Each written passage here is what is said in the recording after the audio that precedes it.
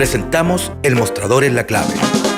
Mi actualidad desde distintos puntos de vista. Un espacio para discutir bien informada. El Mostrador en la Clave, con el equipo de El Mostrador.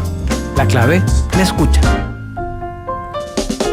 Estamos ya con El Mostrador en la Clave. Está con nosotros Federico Joanón y Héctor Cosio. Buenos días. ¿Qué tal? Algunos. Bueno, ayer fue un día extraño, un día de protestas donde se dieron determinadas tendencias que uno puede prever relativamente fácil. Muy masivas las movilizaciones en todo, sobre todo en regiones. Ayer fue mucho más masiva en algunos lugares que en otras veces. Pero la violencia fue también muchísimo más aguda. La violencia, yo lo he dicho acá, funciona cuando empieza a retirarse la gente de vuelta a sus casas. O sea, los violentistas, si se quiere, usan, y he usado yo esta expresión, como escudo humano a las grandes columnas de gente que se expresa de otra manera, claro, y después ellos quedan ahí se envalentonan y terminan haciendo una cantidad de saqueos y vandalismos brutales. Pero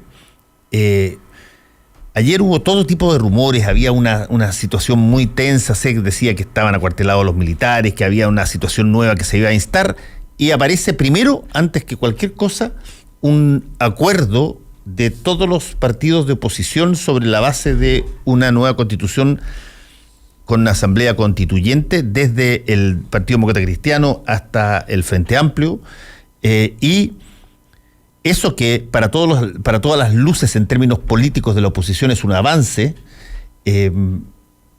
no se sabe exactamente cómo se va a materializar ahora que el gobierno planteó ayer una serie de acuerdos que muchos de los cuales ya habían sido planteados y que no tienen una fisonomía clara de cómo poder enlazar. Yo he visto, por ejemplo, tweets de algunos miembros del Parlamento, Gabriel Boric del Frente Amplio y algunos otros, que dicen que es el momento de que haya que conversar antes que las cosas escale a una situación mayor, pero no sé si que las plataformas que ayer hasta las 7, 8 de la tarde estaban disponibles son las mismas que pueden servir hoy día, después de que ayer el gobierno planteara básicamente que cree que debe hacerse una nueva constitución con un plebiscito ratificatorio, es un plebiscito de salida, y no mencionó la Asamblea Constituyente para nada, y quedamos un poco así como stand-by. Bueno, ¿y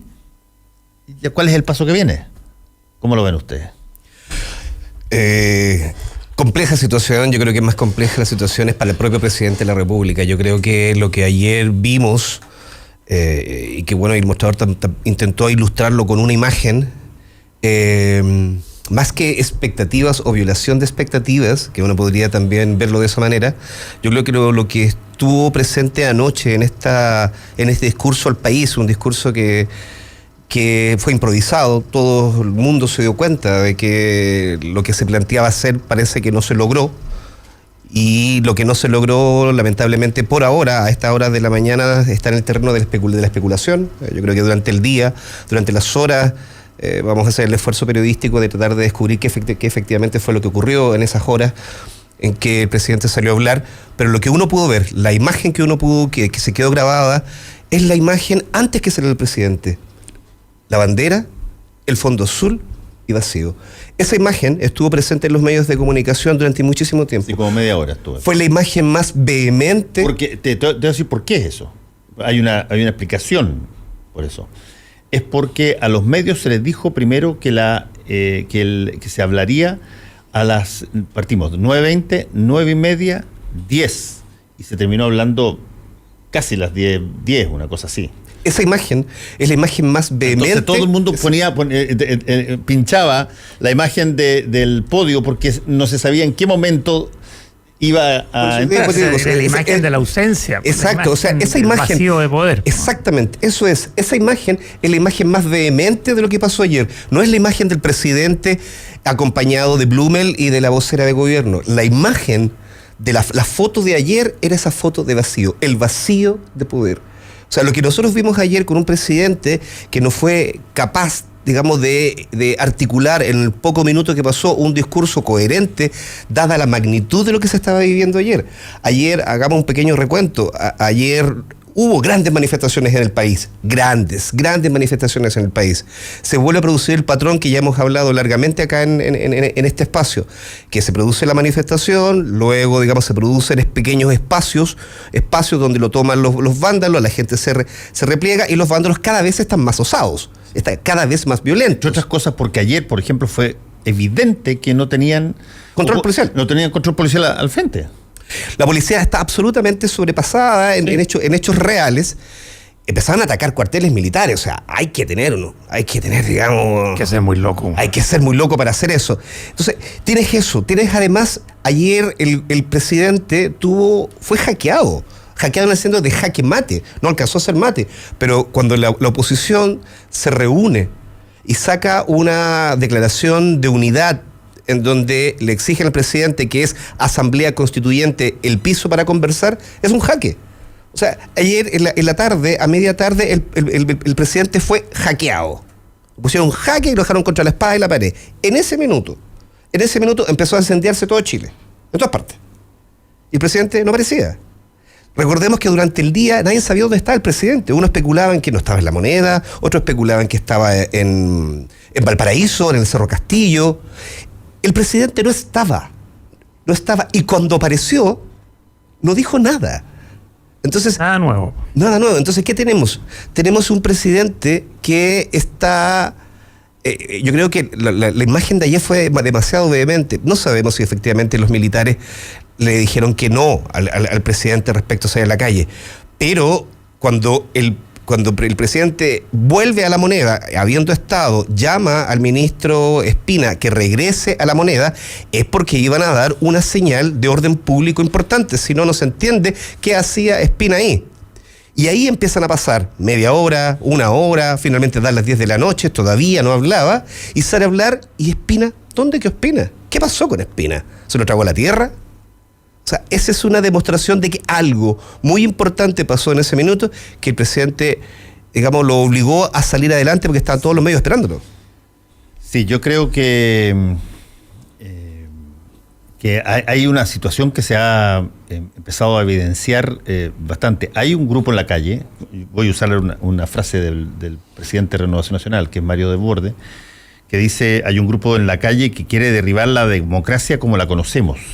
Yo diría que hay dos grupos que quieren hacer exactamente eso. Hay un grupo en la calle que probablemente tiene ganas de que esta cosa sea distinta en términos institucionales, y hay grupos que no están en la calle, pero que están crecientemente van a estar selectivamente probablemente actuando, que también quieren lo mismo, que quieren que cambie la democracia tal cual como se conoce, y prefieren un gobierno más autoritario, una situación mucho más menos abierta de lo que está. Hay efectivamente esos polos, pero a mí me parece que ayer se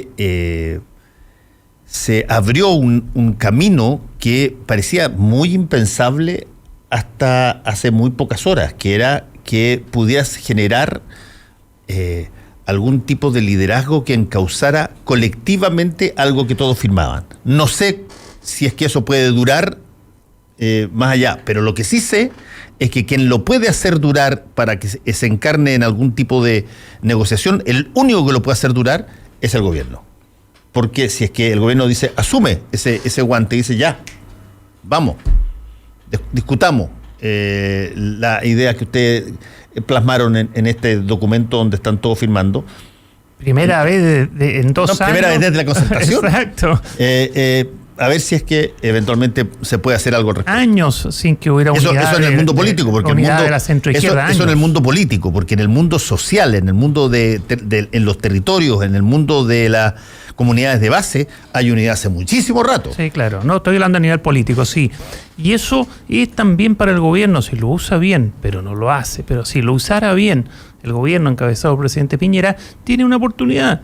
tiene una oposición unida pidiéndole cambio de constitución, en lo cual ya coincide con el gobierno, pero en el mecanismo se puede conversar. Por eso le está pidiendo un mecanismo distinto. Que sea lo más amplio y representativo participativo posible, y el gobierno no da ese paso.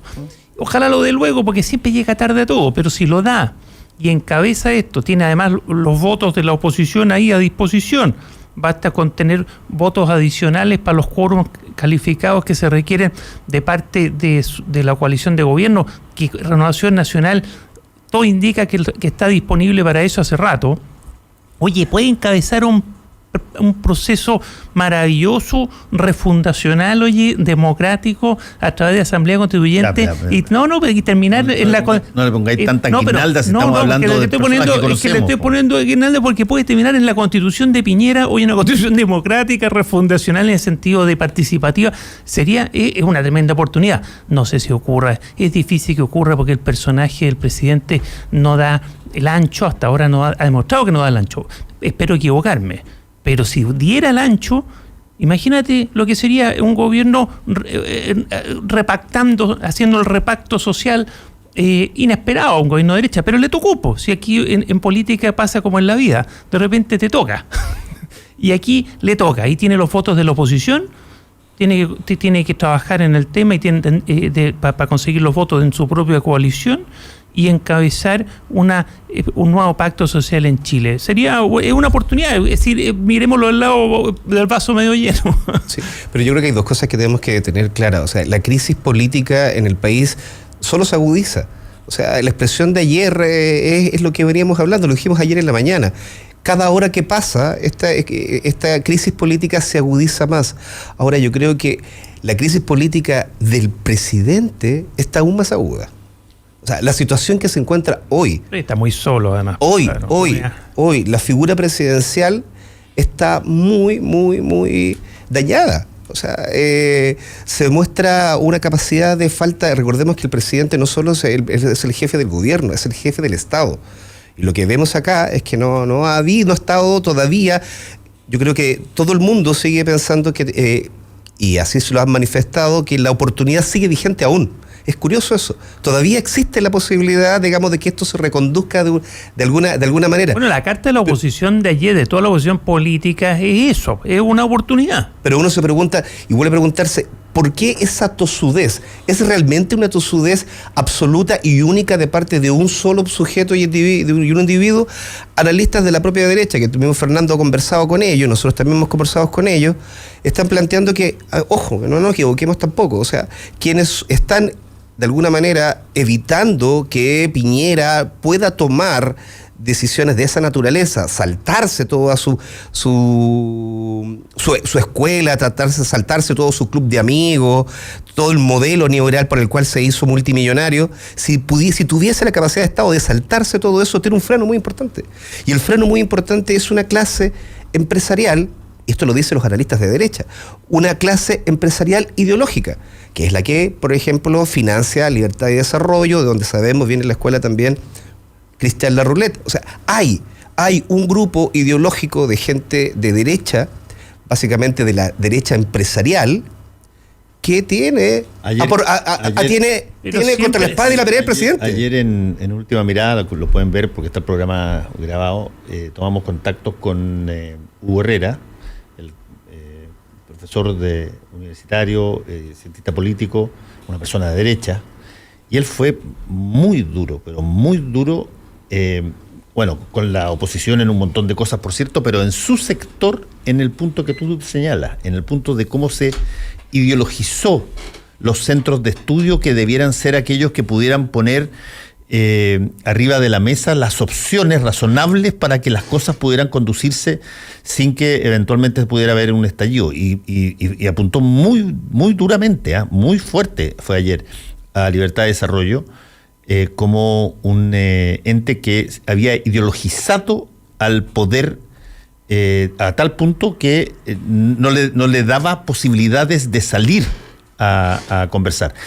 Eso no le da posibilidad de juego pierna, para nada, pierna, pues es muy claro. estricto, No. es muy ortodoxo, es una doctrina, una escuela ortodoxa de la política y de la economía. Es como si uno viera al presidente en una esquina, en un y lo rincón. manifiesto en el caso de Hugo, porque Hugo no es una persona que nadie vaya a decir Desde forma luego. parte de la Y no es el único, de la oposición, digamos. y no es el único Bueno, analista de a las 9 vamos a hablar con Tomás Duval. más Duval. No es el único analista Tampoco es alguien que está en el que venga de la izquierda, desde no para luego. nada. Entonces, y son personas, digamos, que están dentro, que están mirando, que son analistas, que vienen del sector, que están viendo esta situación. Porque de lo contrario, uno no podría. Y si fuese así, si fuese la tosudez exclusiva del presidente de renunciar a ser jefe de Estado para seguir tratando de negociar y no tratar de no perder la poca alianza que le queda dentro de su coalición de gobierno, que básicamente es la UDI, porque el RN se ha mostrado mucho más abierto para el diálogo. Si fuese así, si fuese exclusivamente el temperamento del presidente, entonces yo creo que próximamente los capítulos que uno debería estar hablando en la radio y en los análisis políticos es hacia un paso más. O sea, lo que uno empieza a ver es, digamos, la posibilidad de salidas que la misma Constitución permite, pero que estamos hablando de las llamadas vacancias. O sea, ya estamos empezando a tomar esa situación que siempre ha estado fuera del análisis, porque todo el mundo espera que esto se resuelva, digamos, de la mejor manera, pero si esto es exclusivamente parte del temperamento de una persona. El sistema chileno es muy presidencialista y depende mucho de una persona. Lamentablemente, uno de los cambios que tiene que tener en una nueva constitución es cambiar el sistema por un probablemente semipresidencial, que el poder esté un poco más repartido, porque no puede ser que la única llave de solución de problemas esté en una persona. Si además esa persona, para seguir con tu raciocinio, Héctor, si una persona no da el ancho, es demasiado complicado. Ahora, creo yo que en este caso, además tenemos el problema que está mal asesorado. Yo creo que el segundo piso de la moneda es un desastre. Viene de Libertad y Desarrollo, a propósito de lo que conversábamos, y son partidarios de mantener a ultranza esto, tratando de, como el avestruz, hundir la cabeza en la tierra esperando que pase el vendaval y volver. No, esta cosa ya no está en esa condición. Yo creo que ahí el presidente tiene que, así como cambió gabinete, tiene que cambiar segundo piso y nutrirse de gente que lo pueda asesorar en un cambio, en un giro de timón. Si esto requiere liderazgo de Estado, él es, como dice tú, el presidente de gobierno, pero también el presidente, el jefe de Estado. El jefe de Estado tiene que hacer un liderazgo de Estado. Y ayer no lo fue. Anunció 3 cosas que no eran anuncios. ¿Qué es lo que es agenda la paz? Todos queremos paz, obvio. Y no tiene sustancia. La que tiene o puede tener sustancia es la agenda social, donde tampoco le echó más material a la sopa, porque ahí no anunció nada impresionante, no dijo nada, sí, fue lo mismo de siempre. Y en la constitucional no sintonizó con la oposición cuando la oposición le está dando en bandeja, oiga, ahora sí estamos unidos, negociemos algo, y tampoco. Lo único Eso es que el presidente está es muy raro. neutralizado. Entonces hay que empujar en el mejor de los sentidos para que atine el presidente. Imagínate que el único anuncio que dio realmente ayer es que iba a anunciar la dotación, que iba a aumentar la dotación de Carabineros PDI. Eso parece casi ridículo. Eso es absurdo, cuando no es el verdadero problema. Y esconde dos cosas. Una iniciativa ridícula que no sé hasta qué punto sea legal también.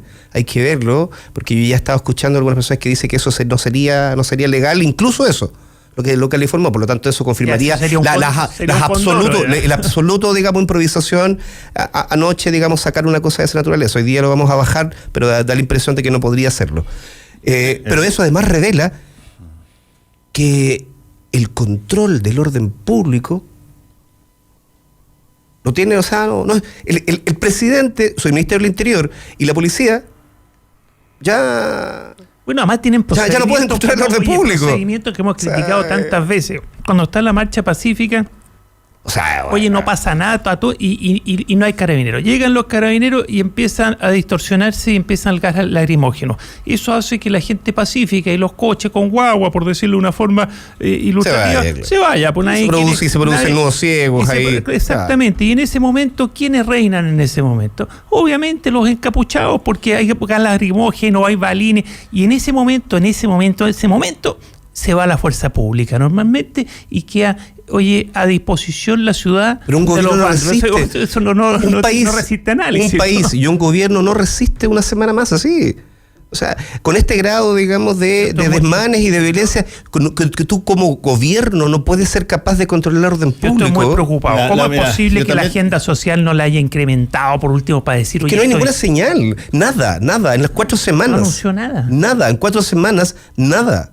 Sí, a ver, yo creo, lo he dicho antes y ustedes me lo han escuchado porque lo he dicho aquí mismo, que el presidente tiene una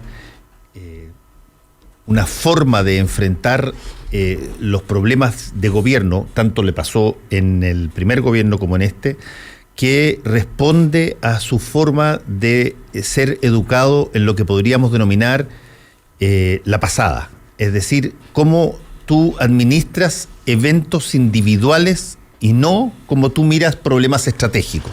Tiene una gran dificultad para ver problemas estratégicos de largo plazo y sabe que puede administrar eventos individuales cada uno, pero resulta que, así como le resultó extraordinario con los 33 y como le estaba resultando extraordinario después de haber ido a las Naciones Unidas y tener acá a la PEC y a la COP25, y parecía todo una administración de eventos virtuoso que iba a decantar en un diciembre notable, no se dio cuenta de lo que estaba pasando. No escuchó o no vio las señales, porque estratégicamente no se ven las señales cuando tú administras los eventos de a uno, y se le enfrenta este tremendo problema, y esto requiere visión a largo plazo, no requiere visión de corto plazo. Tú aquí tienes aquí todos, y la oposición también, y desde ese punto de vista me parece interesante lo que acaban de hacer, de unirse todos, pero porque es una manera de mirar el largo plazo y no el corto plazo. El presidente necesita mirar el largo plazo y por lo tanto los signos de generosidad o los signos de cesión que tienen que darse no tienen que darse para tratar de zafar y recibir likes y puñitos y deditos en alto en Twitter la próxima semana. Y eso es, para el presidente Piñera, es una tremenda dificultad, porque no tiene una construcción, si tú quieres, psicológica de mirar estratégicamente las cosas del país. Tú tienes toda la razón, y por eso le hace falta buenos asesores y no los tiene. Y por eso es que considera que Cúcuta era el momento que lo iba a transformar en algo y se termina en fraude, o en un error político. Y por eso es que los 33 es un emblema para él de lo que puede resultar, y por lo tanto de que eso es una administración de un evento bien hecho, y por lo tanto anda siempre buscando el otro 33, anda siempre buscando, a ver, aquí puede haber algo que salga y que rebote, y resulta que el país es un país distinto al que era hace un mes atrás.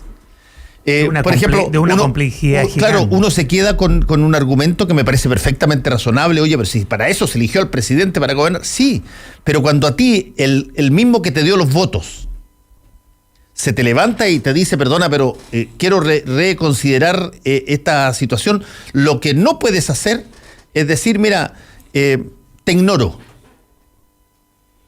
Porque, y darle unas pildoritas. Claro, hay que y desde su posición de gobierno, que nadie se la discute, hay que buscar los mecanismos que vuelvan y reencaucen esta cosa dentro de un marco que sea estratégico, no que sea de solución del problema para la próxima semana. Completamente de acuerdo. Yo creo que deberíamos, hagamos un ejercicio de poner ciertos elementos para tratar de mirar, digamos, con el prisma que podría estar mirando el presidente en este minuto. El presidente lleva 4 semanas con manifestaciones muy fuertes en la calle a la gestión de los últimos 30 años, pero fundamentalmente a él y a su gobierno. Y al incumplimiento de la oferta de crecimiento, que es como la droga, es la droga de su programa, pero, ¿no? Pero al final no hubo droga, entonces... Claro, pero lo que tiene, digamos, que son 4 semanas en donde tiene movimientos masivos contra su gestión de gobierno. Tiene, además, una expresión de violencia que se torna durante la tarde y en las noches, que tiene absolutamente desbordada a la policía, que es la encargada del orden público, y que demuestra, además, digamos, que tampoco existe la conducción o la capacidad de poderlo absorber, poniendo nervioso a la ciudadanía y a ciertos sectores nervioso, también de la derecha. Y preocupados. Asustada, la gente asustada. Tiene ahora una oposición unida en torno a una salida mediante plebiscito de entrada y una salida, digamos, un mecanismo de la Asamblea Constituyente en donde él no da su brazo a torcer. Pero un mecanismo institucional, tiene la oportunidad. Pero creo que son todas las cosas que tiene que lo presionan. Tiene además una coalición donde el partido mayoritario está, digamos, uno podría, el análisis podría jugarse ahí una pieza al borde, digamos, del desfonde. O sea, no tiene vínculos de comunicación, no tienen puntos comunes, más allá del tema del orden público, con la UDI. O sea, tiene una coalición que está a punto de quebrarse.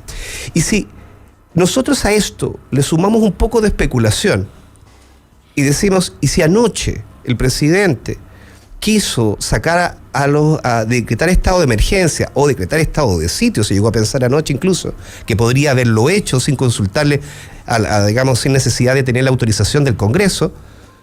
Y resulta que a lo mejor los militares le dijeron que no estaban dispuestos, que esta era una salida política. Si nos ponemos en esa especulación, entonces no tiene ninguna salida. O sea, tiene la gente en la calle que se manifiesta contra él. Tiene la salida de entrar las patas y negociar con la oposición que está hoy día unida proponiéndole algo. Si estuviese claro en ese camino. La única salida que tiene. Vamos.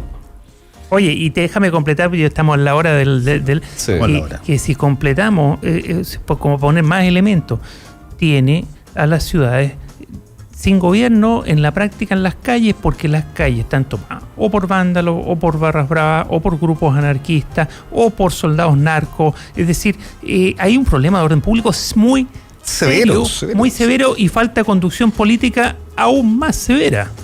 Muy bien, muchas gracias a Federico Llanón y también... No, vamos todavía, vamos a recibir una... Muchas gracias. Por la primera media hora. Vamos por la primera media hora, porque ahora vamos a tener un invitado un ratito más. Transitamos por las grandes avenidas de la información y opinión. Recorremos los suburbios de la actualidad y conversamos con los habitantes que hoy marcan la pauta. Encontrémonos en Metrópolis, de lunes a viernes desde el mediodía. Junto a Felipe Bianchi y Rodrigo Gómez. Por la 92.9 FM y en radiolaclave.cl. La Clave me escucha. Disfruta tu mañana y tómate un momento Marley Coffee. Con granos orgánicos tostados al sol, tienes en tus manos mucho más que una taza de café. Prueba el aroma del verdadero café natural, 100% orgánico y sin pesticidas.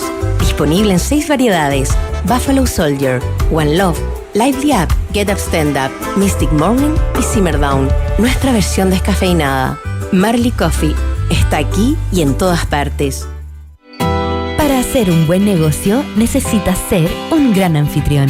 Para organizar un seminario productivo, debe elegir el lugar correcto. Visite Hotel Nogales y compruebe que superamos sus expectativas. 5 salones de hasta 300 personas con equipos audiovisuales, estacionamiento y Wi-Fi de alta calidad. Cotice en hotelnogales.cl o al 2233 56 958. Hotel Nogales, Los Nogales 741, Providencia. Patti Smith, la artista ícono del punk rock, por primera vez en Chile. 18 de noviembre, Teatro Caupolicán. Venta de entradas en Punto Ticket. 20% de descuento exclusivo para clientes Entel pagando con tarjetas Cencosud de Scotiabank. Artista invitada, Colombina Parra. No te pierdas a una de las mujeres más influyentes en la historia del rock. Patti Smith, 18 de noviembre, Teatro Caupolicán. Colabora Uber. Es otro más de DG Medios. Porque estamos con las pymes y su desarrollo. Vuelve Digitalizados, el docu-reality que transforma negocios a través de la tecnología y en el que tú puedes ser parte. Inscríbete en el casting masivo en entel.cl/casting digitalizados. Porque con tecnología, tus ideas son posibles. Entel Empresas.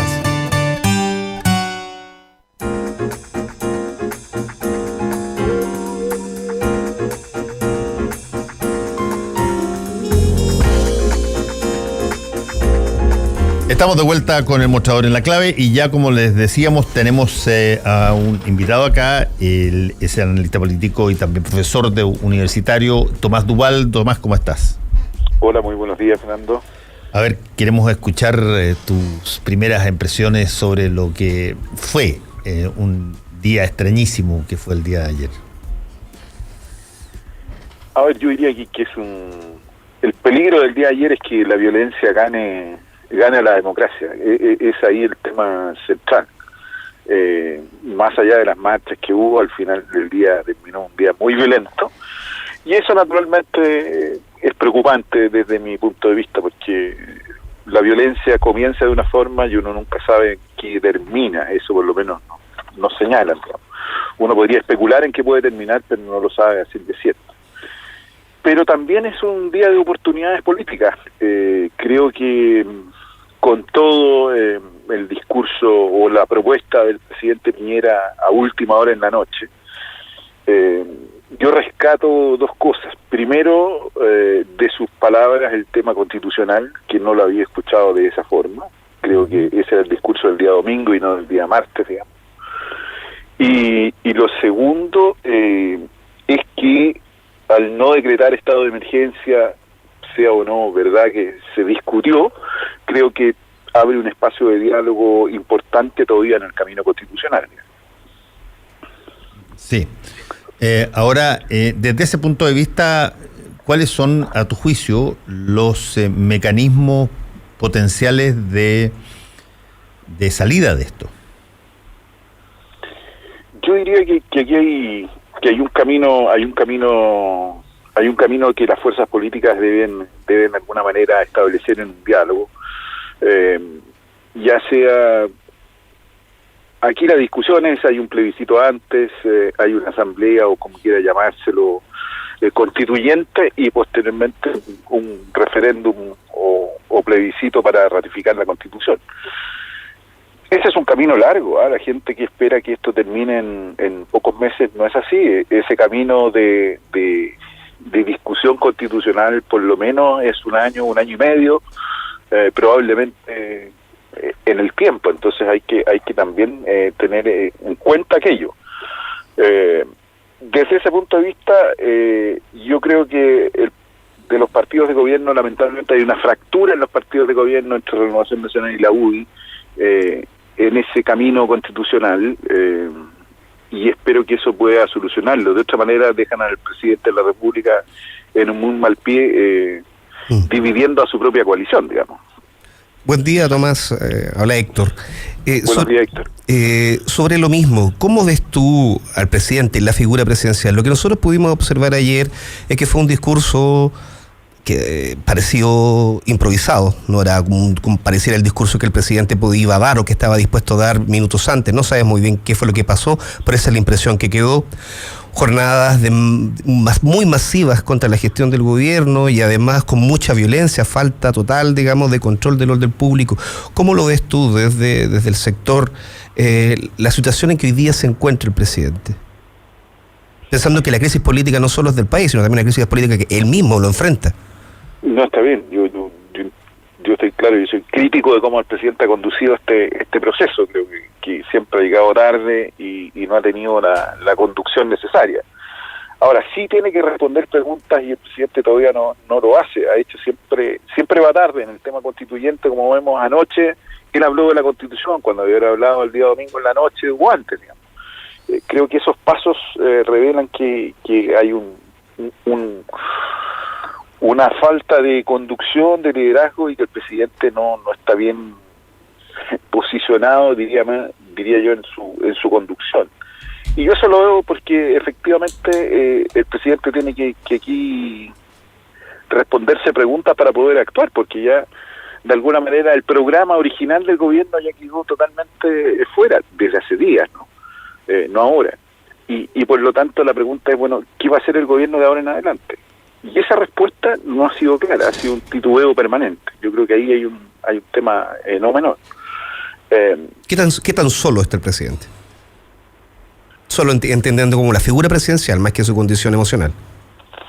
Bueno, él mismo lo dijo en una entrevista hace un tiempo atrás, dijo yo estoy solo, dijo, hay una soledad del poder, lo dijo en una entrevista televisiva, no me acuerdo, hace una semana atrás, o sea, él mismo reconoce aquello. Ahora, yo creo que tiene apoyo político detrás, pero él no lo ha buscado. Creo que también ahí ha tenido sus dificultades.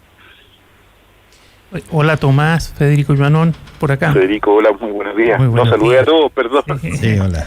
Oye, yo coincido contigo que lo rescatable del performance presidencial de anoche fue que no escaló hacia la remilitarización de la política, ¿no? Claro. Esa no escalada siempre en una democracia es rescatable y es valorable, pero tiene que haber conducción para que eso resulte, tiene que haber diálogo posterior, tiene que avanzarse, tiene que ofrecer más agenda social, tiene que hacer cosas, y ayer, salvo eso de no militarizar, por las razones que fuere, hay mucha especulación, y no anunció nada nuevo, no hay ni más agenda social, ni voy a negociar con la oposición lo que me planteó respecto a la Asamblea Constitucional, no hubo nada. ¿Tú ves que tiene espacio todavía el presidente para eso? A ver, yo creo que hay un partido de gobierno que puede tener espacio, que es Renovación Nacional, sí, que se ha mostrado mucho más abierto al diálogo y a buscar un acuerdo constitucional. Y siendo el partido mayoritario de gobierno, creo que si logra ese acuerdo con los partidos de la oposición, ahí hay una base importante de acuerdos para una salida constitucional al menos, digamos. Pero la llave la tiene el presidente, pues si no la quiere usar, aunque Renovación Nacional llegue a acuerdos, si la llave no la ocupa el presidente no va a servir, pues. Yo creo que ahí en ese escenario el presidente va a tener que de alguna manera buscar integrarse a aquel, digamos. Yeah. O Renovación Nacional buscar una manera en que el presidente también se integre a este escenario y no se quede fuera.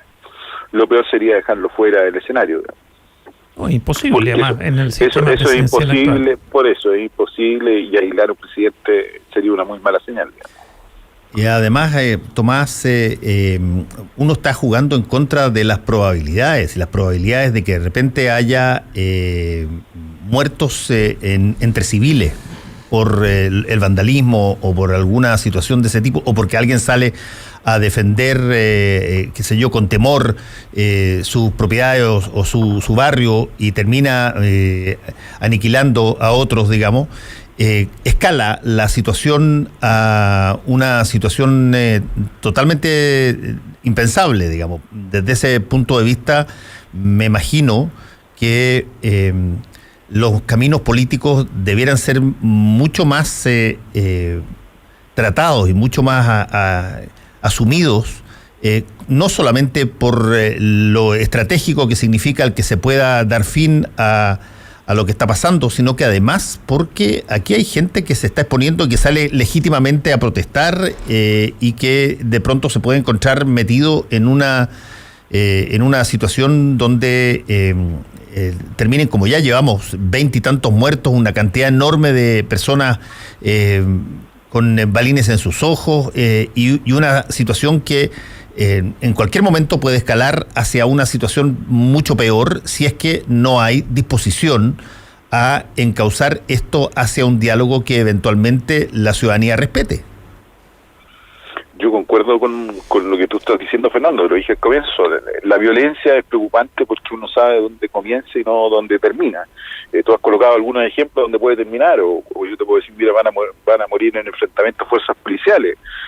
Todo eso puede, por cierto, puede ser o anoche no sé si vi algo de que una banda o le tiraban bombas a una unidad militar, digamos.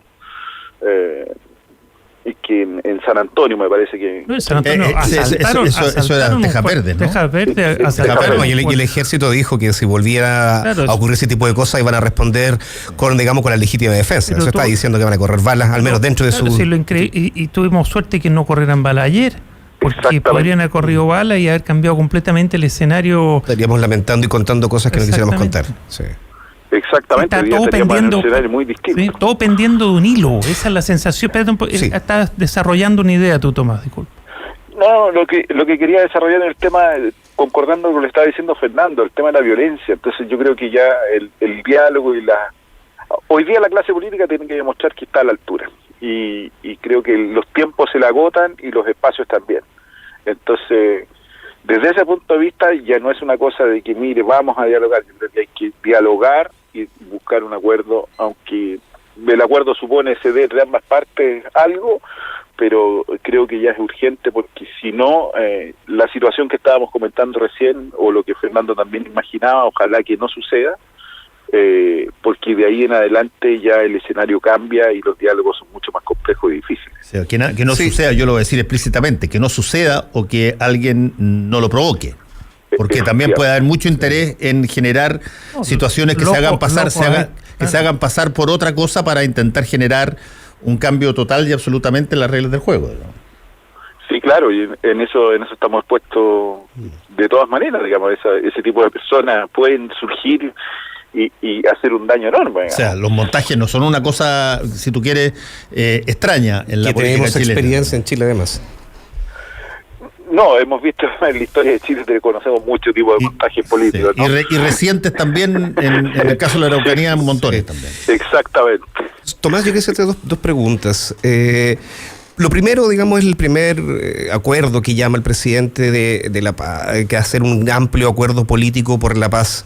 La primera pregunta que uno resulta que se hace, sabiendo que las instituciones están muy delegitimadas, todas, no hay nadie que se está salvando mucho.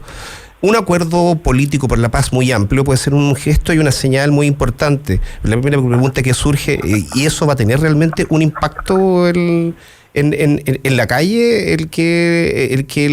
La oposición y el gobierno den una señal de unidad y de condena a la violencia. Esa es como la primera consulta, porque es importante saber que aun cuando eso se pueda hacer, y ojalá que ocurra y que ocurra rápido, pero hay que ver qué resultado puede tener la calle, porque si las presiones de violencia siguen aumentando, puede tener muchos acuerdos, firmar muchos decretos, y eso no va a tener mayor resultado. Y lo otro, en lo político, ¿qué responsabilidad ves tú también dentro del segundo piso? Sabemos que hoy día es el minuto de que los dogmas o las doctrinas tienen que flexibilizarse, tanto de la centroizquierda como de la derecha, o digamos ciertos sectores más a la derecha todavía. Pero parece que en el segundo piso tenemos digamos, asesores que continúan centrados en sus dogmas, no lo quieren soltar. A ver, sobre lo primero, yo creo que lo primero es el camino constitucional, porque eso demuestra ya un camino y una senda, y de ahí podemos hablar, mire, vamos a hacer, ese camino se puede hacer en paz, no se puede hacer en guerra, o en esta situación de escalada de violencia, digamos. Entonces creo que esa es la base de cualquier acuerdo a futuro, digamos. Un acuerdo en un camino constitucional, eso puede llevar a todas las fuerzas políticas a decir, mire, esto sí, y aislar a los grupos más violentos, eso puede ser. No hay que tampoco ponerse imaginativo. Los dogmas están en el gobierno, están en algunos partidos de la coalición de gobierno y también en la oposición. Yo creo que ahí esos dogmas maximalistas de lado y lado tienen que ceder para buscar este acuerdo. De otra manera va a ser muy imposible si cada uno, de repente uno ve en el escenario político que partidos o dirigentes más bien están pensando en ellos que en una solución del país, digamos. Y creo que ahí equivocan el camino, digamos. Y a mí me ha llamado la atención, Tomás, no sé qué opinión tienes tú sobre los procesos constituyentes, ya que estamos en un momento constituyente. ¿Por qué tanto miedo a la Asamblea Constituyente de parte del presidente del segundo piso, de la UDI, cuando hay experiencias mundiales muy exitosas de Asamblea Constituyente? También hay experiencias muy malas, pero como hay gobiernos muy buenos, claro, como hay gobiernos muy malos, y nadie porque hay gobiernos malos decide que no se puede gobernar. Exactamente, a eso voy yo, porque la experiencia... Que la democracia es mala, digamos. Claro, lógico. Como decía Churchill, oye, ¿cómo es que decía? No es un buen sistema, pero es el mejor.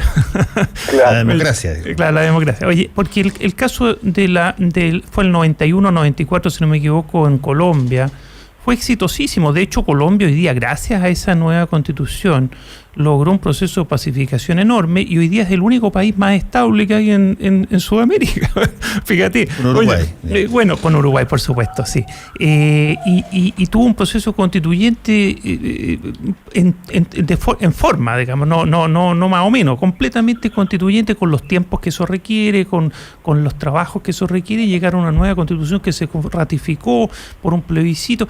Y entonces hay experiencia exitosa. ¿Por qué tanto miedo? ¿Qué opinas tú como cientista político?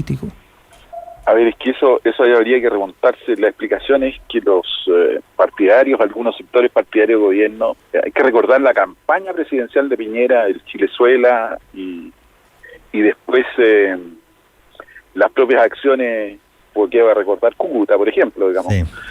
Como manera. Entonces, hay un imaginario en ciertos sectores de los partidos de gobierno que la Asamblea Constituyente es Chávez.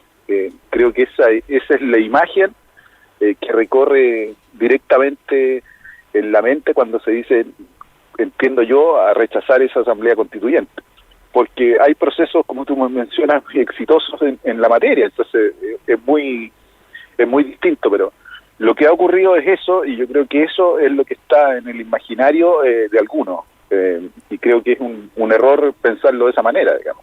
Sí, hay un punto, Tomás. Estamos conversando con Tomás Duval, cientista político, profesor universitario. Hay un punto, Tomás, que me parece interesante de colocar.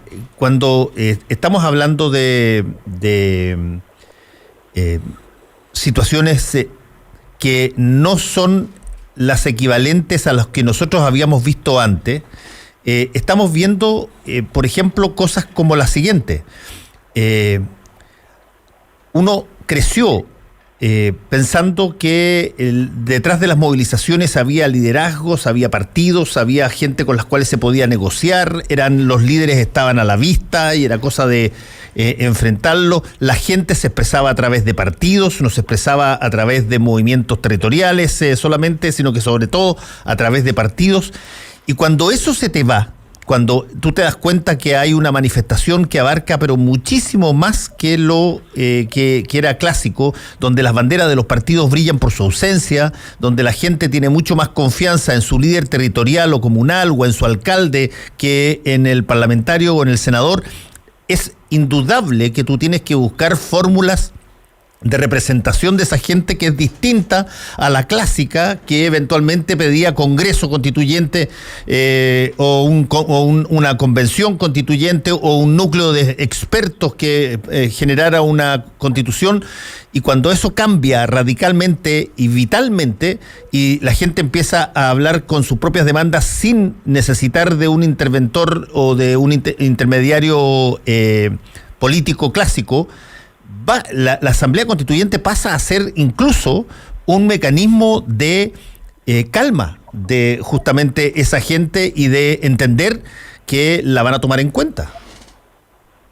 Yo concuerdo con esa posición, yo concuerdo. Creo que hay una crisis del sistema político, entonces hay que, de esa manera, hay que reconstruir el sistema político y ese me parece es el camino, digamos, más allá del Congreso Constituyente.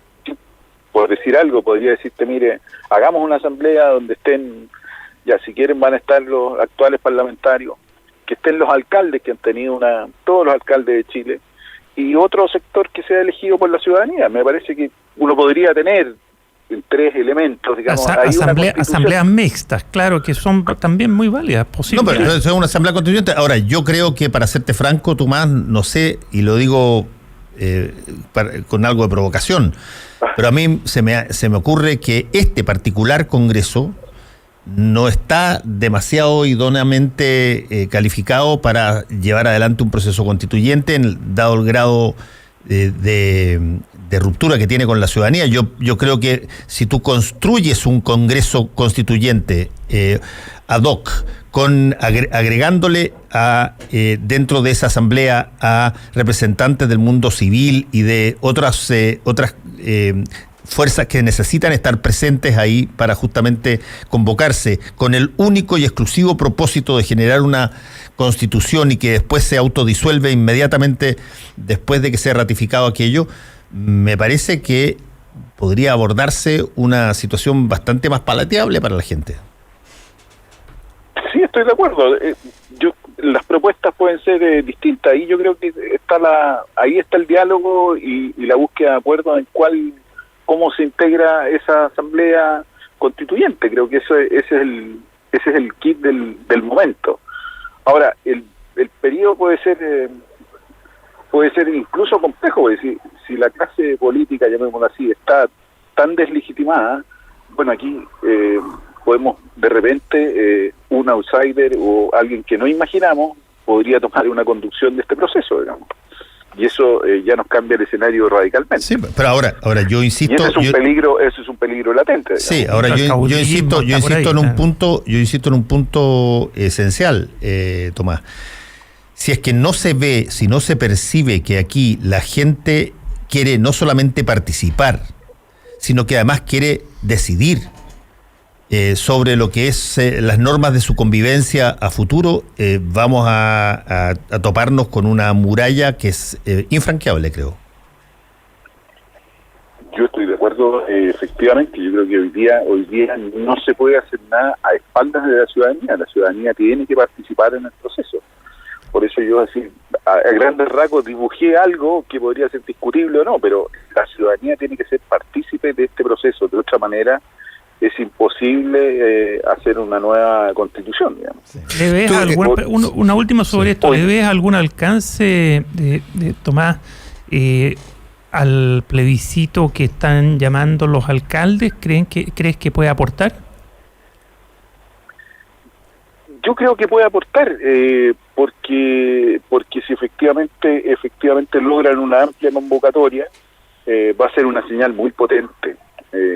Ahora, espero que eso ayude a establecer una asamblea constituyente que origine una nueva constitución.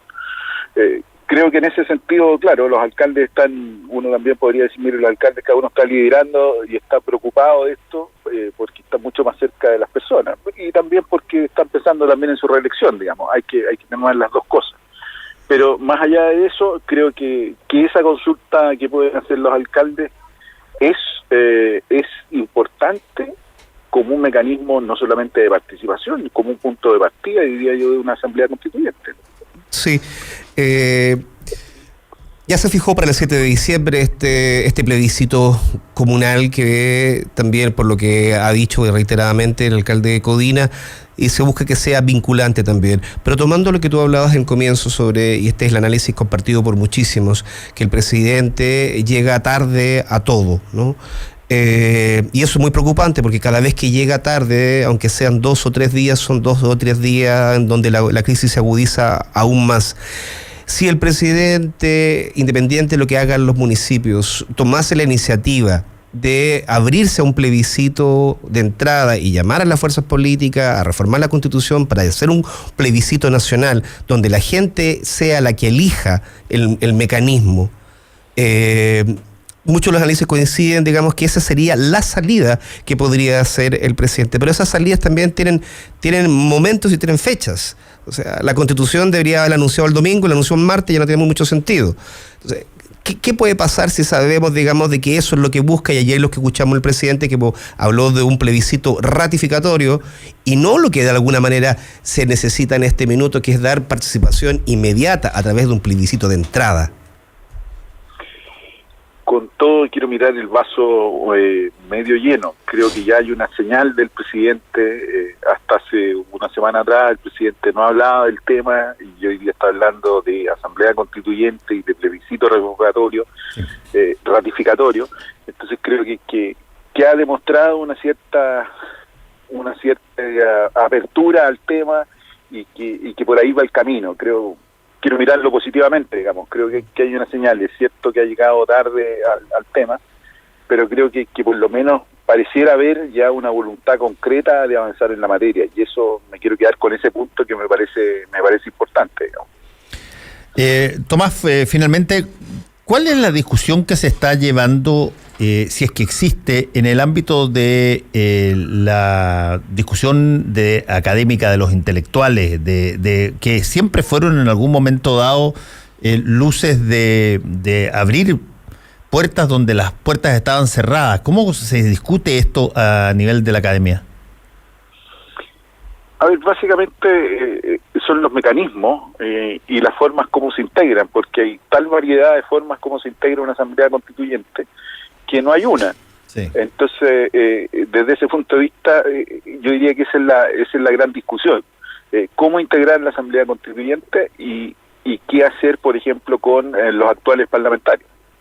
Creo que esas son las discusiones que están detrás, porque no encontramos porque hay distintos modelos y todos muy exitosos en alguna forma.